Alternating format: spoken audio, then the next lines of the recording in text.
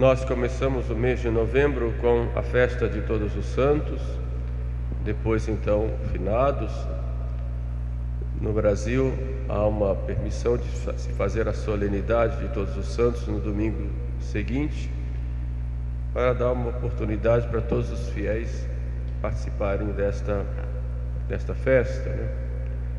E na verdade a festa de Todos os Santos, ela tem um duplo objetivo.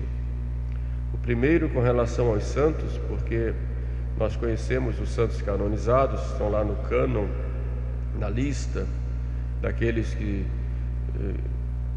foram declarados santos pela Igreja, e são para nós modelos e intercessores certos, né? A Igreja, ela é infalível quando declara alguém santo. É um chamado fato dogmático, não vem ao caso discutir agora, mas porém há muitos santos que não são declarados santos, mas são santos anônimos, e foram muitos na história da Igreja, e são muitos ainda hoje. Posso garantir a vocês que na minha vida de sacerdote tive contato com muitos santos, e ainda tenho, de pessoas que na sua vida simples e anônima procuram viver a perfeição, procuram viver o Evangelho em todos os sentidos, sem escrúpulos, mas com muito amor a nosso Senhor e uma total entrega à sua vontade, inclusive no sofrimento. Deus muitas vezes escolhe algumas almas vítimas para se unirem a seu sofrimento, e há tantas e tantas ainda hoje. Apesar das dificuldades em que nós vivemos, são esses santos que com suas orações, com a sua vida de fé e de piedade, transformam o mundo. E esses santos muitos estão no céu, pelo menos o céu está cheio de santos. Nós honramos a Deus por isso, nesse dia. Mas há também um objetivo da festa com relação a nós, porque todos somos chamados à santidade. Esta é a primeira vocação de cada um de nós. E é o próprio Jesus que no mesmo Sermão da Montanha nos diz: sede perfeitos como vosso Pai Celeste é perfeito. De modo que quando ele diz sede perfeitos, é um mandato, né? Sede perfeitos. Na verdade, ser perfeito como o Pai Celeste é perfeito, significa que o Pai Celeste tem um fim em si mesmo, e o nosso fim é Deus. Então ser perfeito como o Pai Celeste é perfeito, significa para nós buscar a perfeição em Deus, que é o nosso fim último. É buscar o nosso fim último e viver para o nosso fim último. Como dizia o filósofo, em tudo pensa no fim. Qual é o meu fim? E o meu fim, como cristão, é a santidade. Mas em que consiste a santidade? Nosso Senhor nos dá hoje uma demonstração, e Ele fala como mestre. São Mateus o coloca ali sentado para fazer o famoso Sermão da Montanha. Nosso Senhor dá ali um programa de vida para nós. O que é que os discípulos devem ser? Então, ali no capítulo 5 de São Mateus até o capítulo 8, nós vemos ali um programa de vida, programa do discípulo de Cristo, que é totalmente contrário ao programa do mundo. Por isso o mundo nos odeia, diz nosso Senhor. Por isso o mundo nos persegue, diz nosso Senhor. Mas também nos chama a atenção, dizendo: não vos conformeis com este mundo. Quem se faz amigo do mundo se torna inimigo de Deus. E vós estáis no mundo, mas não sois do mundo.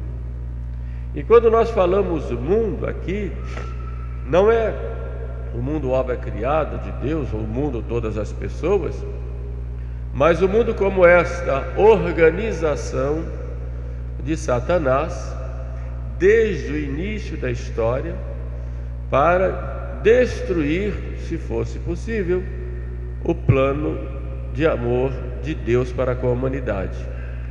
Isso Satanás faz no paraíso, vem fazendo na história humana e continua em verdadeiro complô, se articulando, podemos falar humanamente assim, usando dos seus, daqueles que muitas vezes detêm poderes no mundo, usa desses, muitos até consagrados a ele, e programam um grande combate para destruir o plano de Deus. Portanto, todo combate contra o plano de Deus na história provém de Satanás, que usa os seus seguidores aqui no mundo, organizados e cada vez mais, para combater nosso Senhor e combater o seu reino. E é claro que ele encontra em nós uma abertura por causa do desregramento que há em nós. Então, muitas vezes, nós terminamos participando, pelos nossos atos e pelos nossos pecados, deste plano do demônio de destruir o plano de Deus. É claro, ele sabe que não vai conseguir, mas o que ele quer é levar ao inferno o maior número de almas possível para combater a Deus, porque ele tem ódio de Deus, tem inveja de Deus, inveja de nós também. Isso é o mundo, com todos que nós vemos, com todo esse esquema corrompido, orgulhoso que nós vemos. Tudo isso faz parte desse plano de Satanás. E o combate ao plano, esse plano de Satanás, é um combate primeiro dentro de nós, e começa seguindo o plano de nosso Senhor. E onde está o plano de nosso Senhor? Nas bem-aventuranças. E vai mostrando que essa grande oposição a este espírito do mundo, que vai cada vez mais crescendo. E Jesus, ele mostra o que é que nós devemos ser e nos dá uma recompensa. Pobres de espírito, nosso é o reino dos céus. Mansos possuirão a terra. Os que choram, e aí os que choram seus pecados, choram pelas ofensas feitas a Deus, consolo e misericórdia com o próximo, misericórdia de Deus para conosco. Puros de coração, com reta intenção em tudo o que fazemos, a visão de Deus.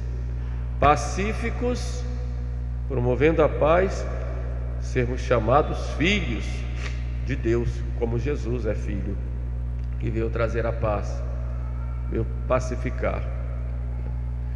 Perseguição por amor da justiça, o reino dos céus é nosso.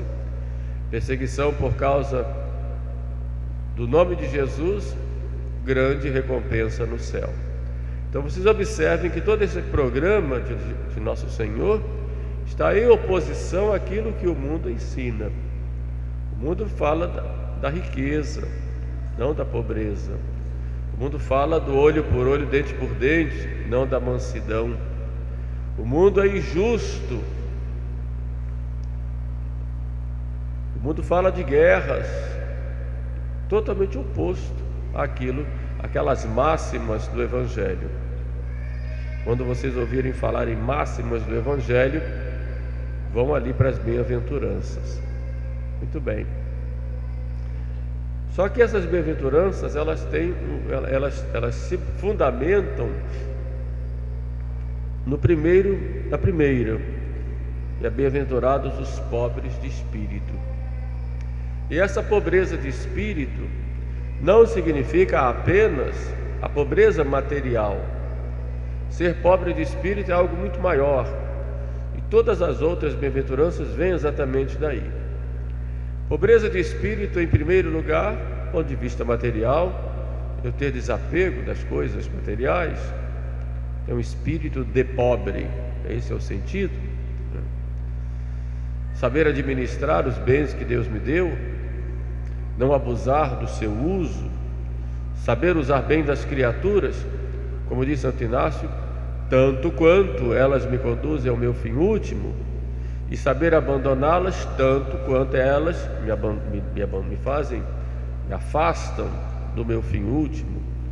Ou seja, esse é o primeiro sentido do pobre de espírito. Sou administrador dos bens de Deus. O que vai além do que é necessário para mim não é meu, eu devo dar para os pobres. Isso é uma constante na história da igreja, já no tempo dos apóstolos, depois os santos padres e em toda a história.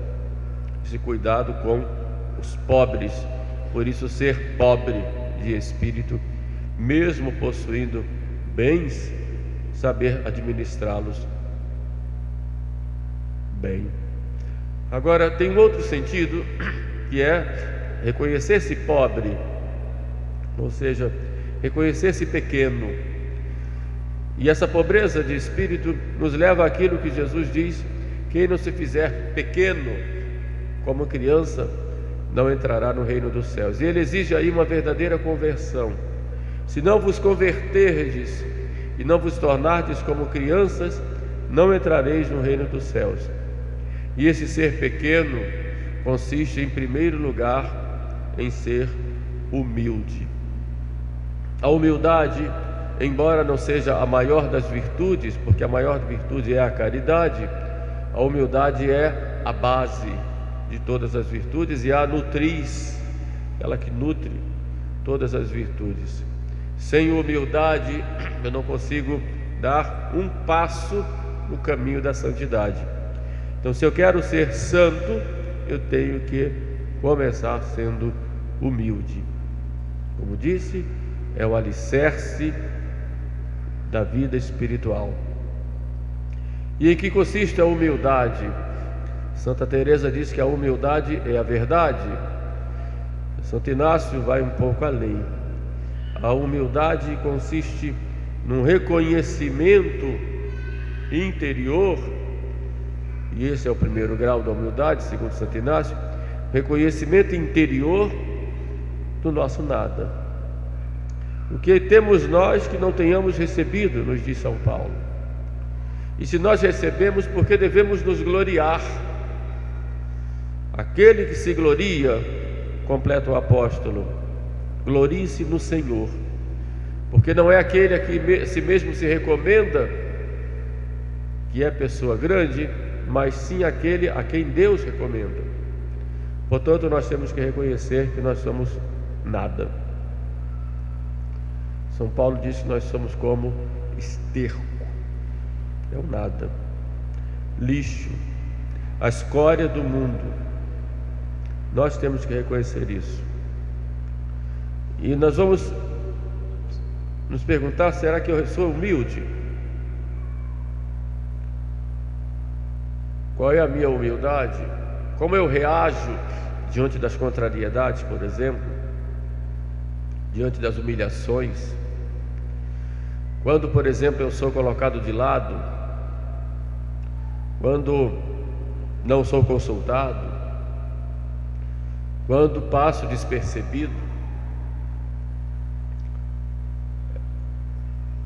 quando não me notaram, quando não recebi aquele elogio, quando não me agradeceram por aquilo que eu tinha feito, quando não me reconheceram os meus atos bons, que eu imagino pelo menos que eu fiz. Como eu reajo diante disto? Aí nós temos o grau da humildade. Existe uma ladainha feita pelo cardeal Merdeval, no tempo de São Pio X, chamada Ladainha da Humildade. Certamente muitos aqui conhecem. É um verdadeiro programa de vida humilde. Até choca quando a gente começa a pedir aquelas coisas, mas é isso aí, um programa de humildade. De modo que o primeiro grau de humildade e dessa pobreza de espírito é reconhecer que nós não somos nada. E isso é algo do dia a dia. Só que a humildade, primeiro, não é subserviência, porque você tem que fazer o que precisa. E se você tem algum cargo, alguma função, você tem que agir. E vai ser humilde agindo, servindo. E segundo, a humildade não significa que você não vai viver a verdade, até sobre você mesmo, de acordo com aqueles dons que Deus deu para você, sempre para servir, repito. O segundo grau de humildade que nos coloca Santo Inácio é saber suportar quando eu sou maltratado. Isso não é fácil, porque dói. Então esse é o segundo grau. O terceiro grau de humildade é quando não só eu reconheço, como sei suportar quando sou maltratado ou humilhado, como eu procuro isto. E é um grau muito maior, como coloca Santo Inácio. O fato é que nós temos que nos exercitar na humildade diariamente, porque o orgulho é algo que está tão inoculado na natureza humana decaída, que, como dizem alguns santos, ele só termina depois que a pessoa morre, 24 horas depois que a pessoa morre, porque até no caixão a gente vê sinais de vaidade. Portanto, procuremos viver essa humildade, porque é isso que faz os santos. Todos os santos estão nos céus porque foram e são humildes. Quando as almas vão para o purgatório, vão com humildade e vão contemplando cada vez mais, e daí o grande sofrimento das almas do purgatório, a distância que há entre o amor de Deus e a sua mesquinhez aqui na terra. E já são salvas, porque deveriam ter dado a Deus muito mais do que deram, porque deram só a si mesmos. Portanto, se nós queremos ser santos e viver as bem-aventuranças, temos que começar por essa pobreza de espírito, e a partir daí nós deixar Nosso Senhor agir com a sua graça para vivermos a perfeição. É evidente que a perfeição deve ser no dia a dia, e devemos cuidar para a cada dia buscarmos a ela. Pode acontecer de pecar, e Deus permite, embora não queiram. O pecado é abominável nos olhos de Deus, mas exatamente para nós reconhecermos que toda obra de conversão e de santificação ocorre em nós pela graça, e nós vamos corresponder, é claro, a ela, tirando os obstáculos e, como na parábola dos talentos, procurando fazer render a cada dia. Nesta solenidade de todos os santos, devemos encerrar com o pensamento de Santo Agostinho, que diz: se eles conseguiram, eu também vou conseguir. Louvado seja nosso Senhor Jesus Cristo. Vamos agora então ficar de pé e vamos professar a nossa fé com o credo.